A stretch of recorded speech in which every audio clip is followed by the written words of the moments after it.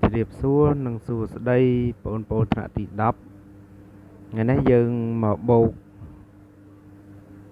ពហុធានិងដកពហុធាអញ្ចឹងនៅពេលនេះលោកគ្រូមានពហុធា A ហើយនិងពហុធា B អញ្ចឹងដំបូងយើងបូកពហុធា A និង B សិនមកអញ្ចឹងយើងសរសេរពហុធា A មុនមក 4x គីបដក 5x ការ៉េបូកនឹង 7x ដក 3ចានេះពហុធា A បន្តមកទៀតយើងបូកជាមួយនឹងពហុធា B របស់យើងគឺ 2x គីបបូកនឹង 7x បូក 5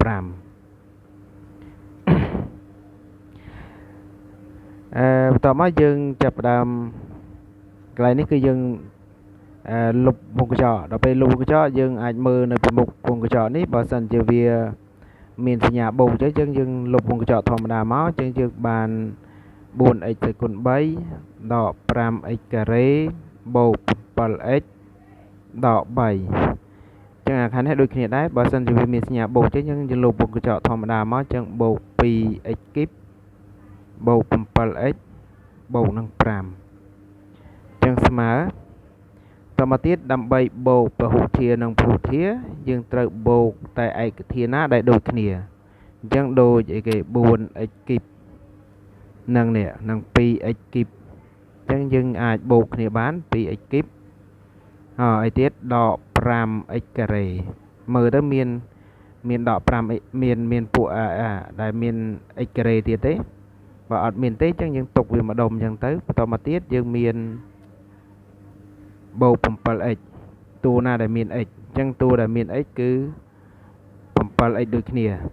បន្តមកតួដែលអត់មាន x តួដែលអត់មាន x គឺដក 3ហើយនឹង 5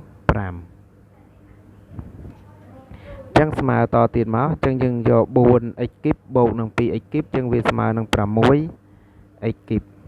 មើលតួបន្តទៀតដោយអានេះដក 5x ការ៉េយើងមើលទៅដូចជាអត់មានអាណាត្រូវទូទាត់ជាមួយវាកើតទេហើយនេះ 7x ជាមួយនឹង 7x បូកគ្នាមកឃើញ 14x តែមកទៀតដក 3បូកនឹង 5ចឹងឃើញ 2បាទអញ្ចឹងកសោម A បូកនឹង B គឺមានលទ្ធផលប៉ុណ្ណឹងបន្តមកទៀតយើងចូលទៅ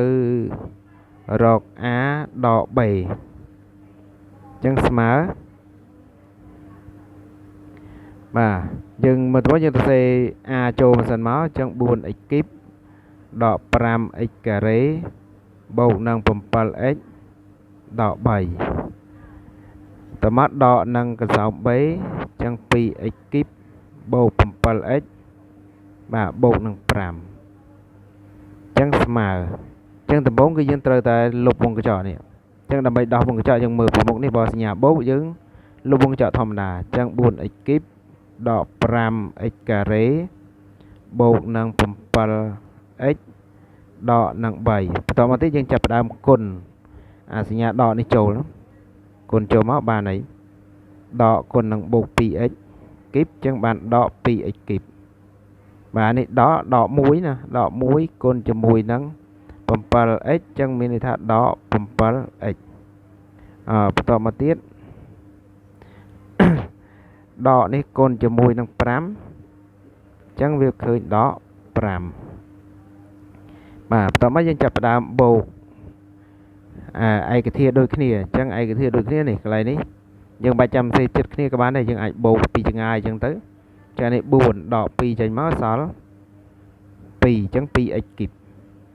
បន្តមកទៀត